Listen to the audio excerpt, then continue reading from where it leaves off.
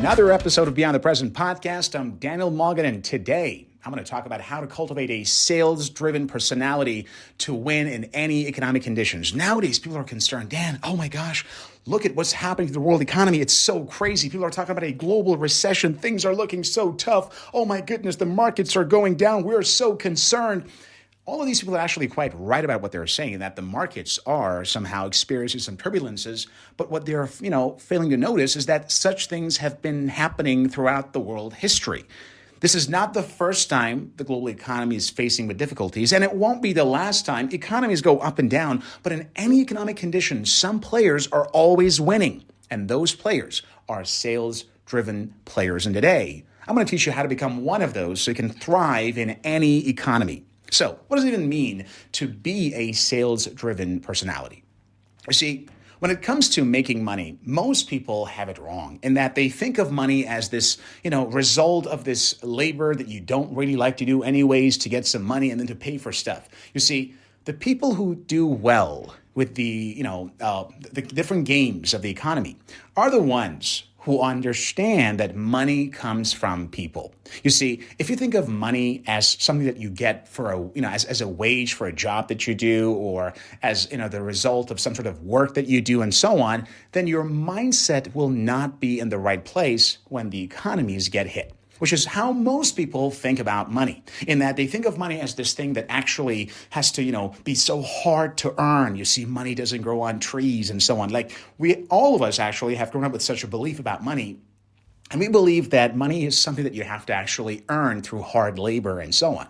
Now, while it's definitely noble to pursue that type of labor, especially if you like it, but when it comes to dealing with money, you have to understand that money equals people. And sales-driven people are the ones who understand that money can be generated through building value for various types of customers throughout the world by simply just offering that value. It means it doesn't matter what happens to any economy. In any economy, certain people are buying, certain people are selling. And it doesn't matter how great the economy is or how terrible everything sounds like, you can still make a great sale. And that is why sales-driven companies, organizations, and individuals can excel in any economic conditions. Because most of their competition simply give up. Like, you know what?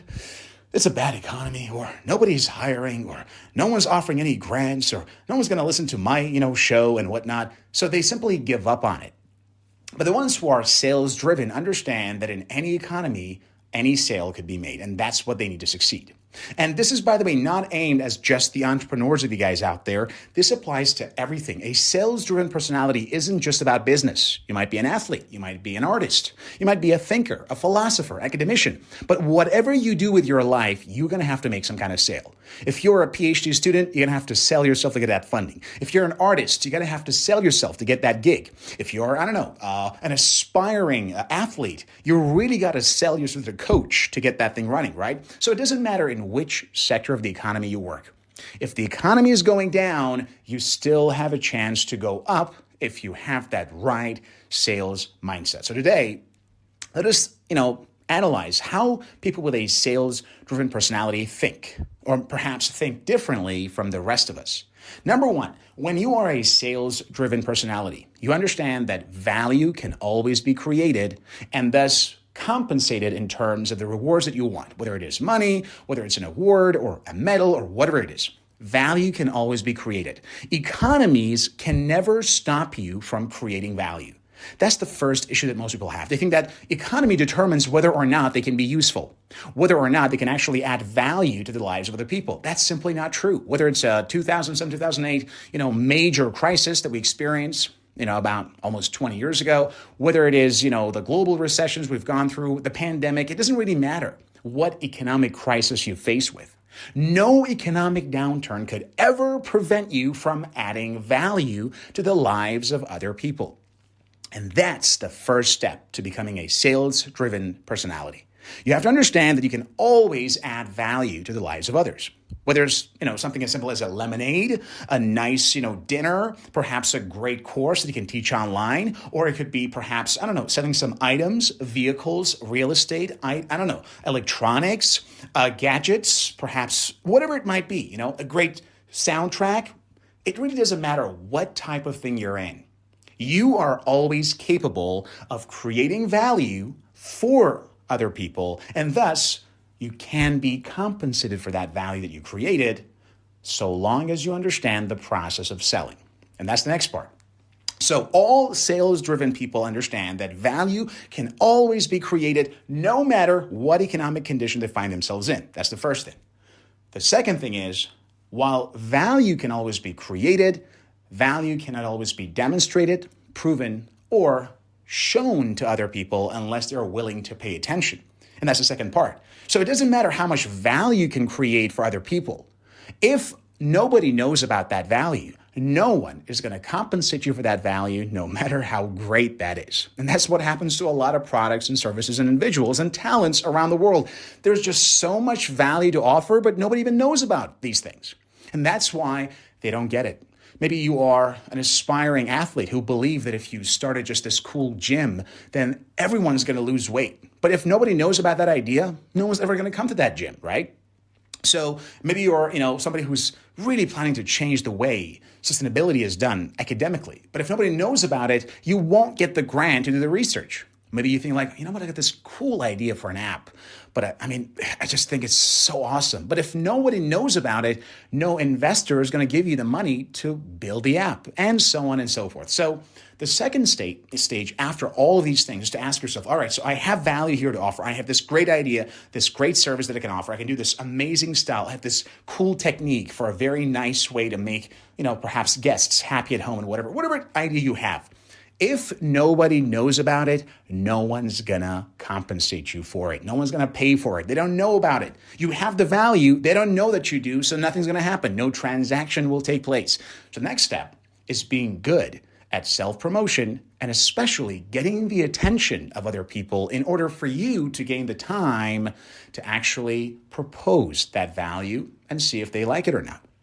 That's the thing. So most people are like, you know what, Dan, I have this cool idea. And I say, so how many people know about this? Have you actually gone online and maybe made some cool posts about it or something? Did you try to, get some, marketing done? And say, no, I'm just thinking about it right now. I'm just, it's a very cool idea, but what do you think? It's like, dude, I am not your customer. Why are you pitching it to me and nobody else knows about that idea?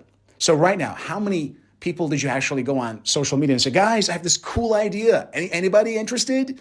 And most often they say, no, I've never tried it, actually. I just thought about it. And you know what? They end up thinking about it for a while, and then they'll forget about it. And they wonder, the economy is bad, man. The prices aren't good, inflation, trade wars, the tariffs, all that stuff. They talk about these things, but they fail to understand that they themselves are the reason behind their financial hardship. They understand that their value is not appreciated, not because it doesn't have any value, but because nobody knows about it. So that is when you have to become what we call a promoter. As a matter of fact, the word entrepreneur in French means promoter. So when you want to be a sales-driven personality, you have to understand that you have to promote yourself. There are so many ideas out there. There are so many people out there. There are so many talents out there. And yes, the competition is real, and it might even get fiercer over time, which is why promotion becomes so important. A sales-driven personality, therefore, is somebody who is willing to promote him or herself. And the third step, so here's what happens.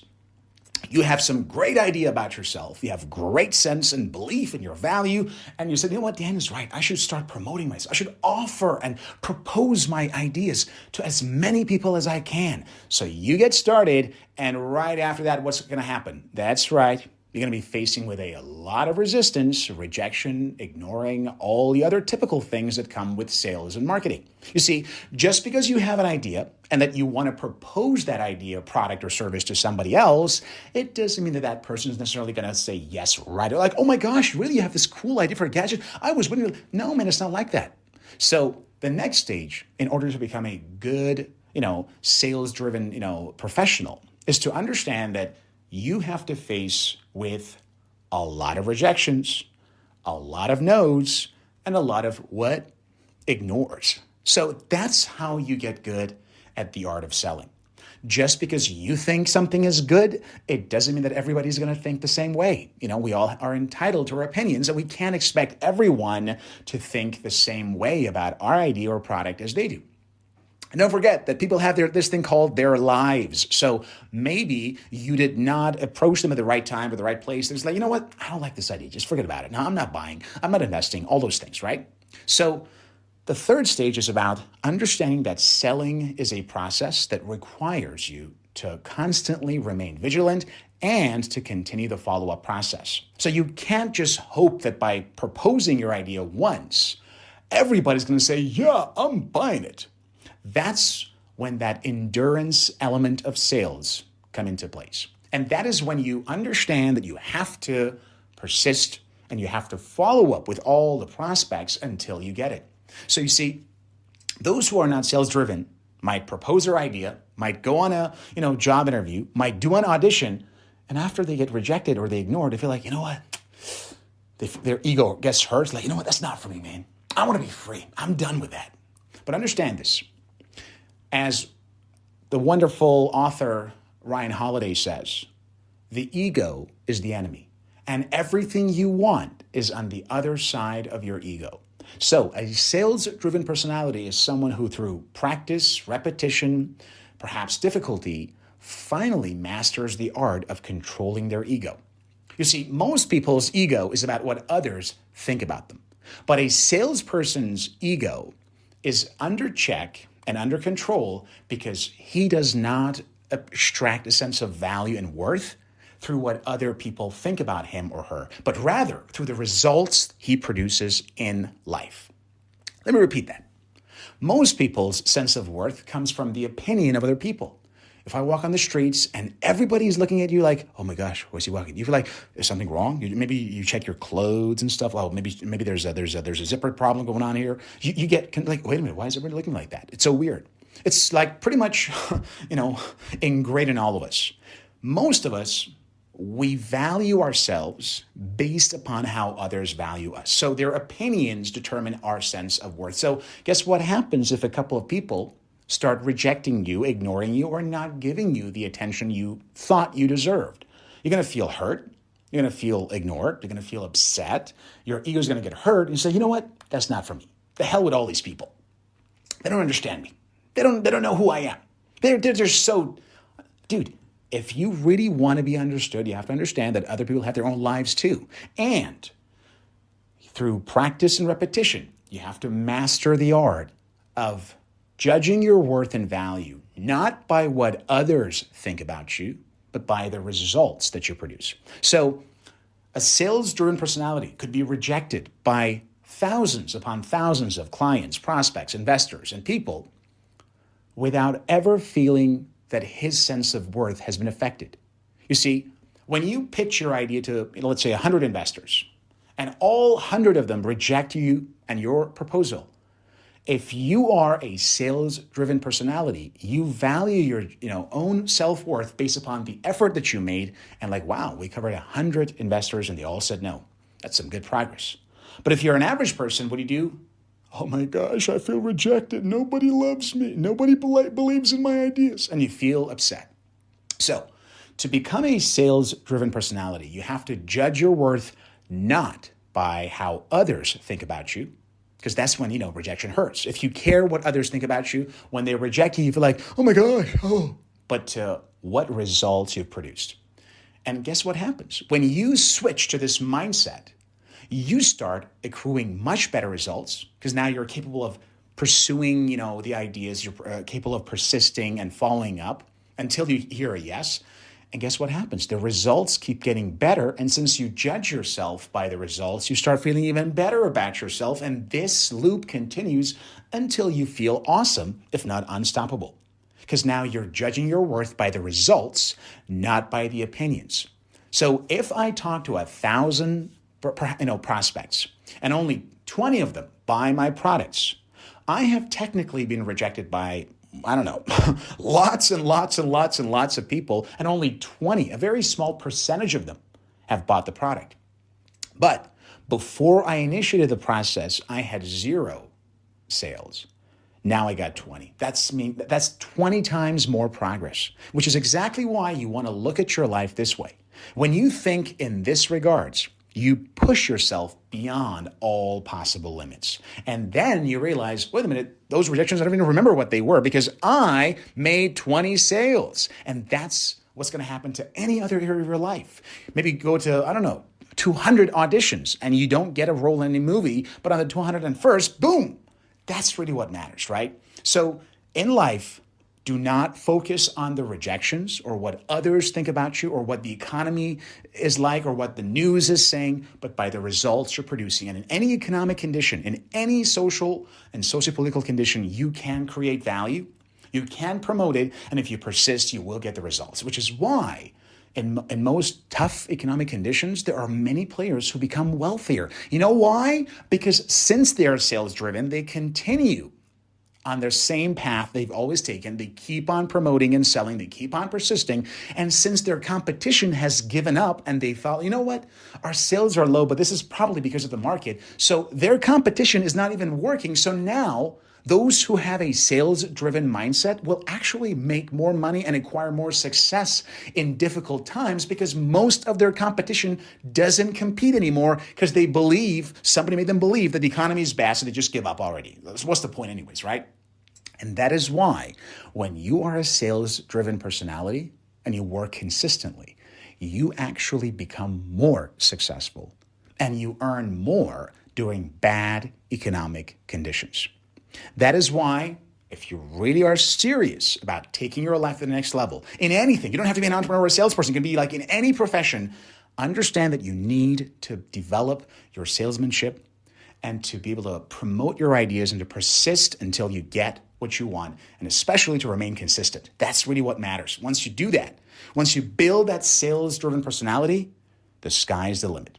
All right, guys, that's all the time we had for. Hope you enjoyed it, and this is going to help you with your future plans. The economic conditions are tough, but you can beat the markets and you can actually excel even more.